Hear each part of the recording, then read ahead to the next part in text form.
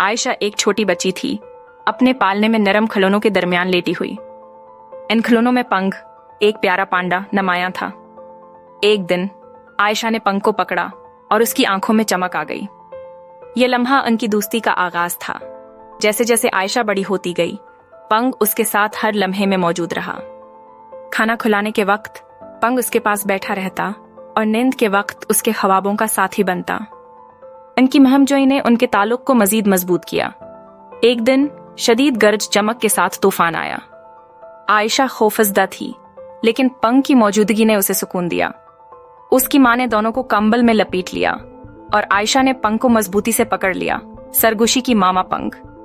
साल गुजरते गए और आयशा ने चलना, बोलना और दरियाफत करना सीखा। पंग उसका वफादार दोस्त रहा, उसके साथ हंसी, आंसो और राज बांटता रहा। इनकी तखयल की दुनिया में पंग एक बहादुर एक्सप्लोरर था और आयशा एक नडर एडवेंचर।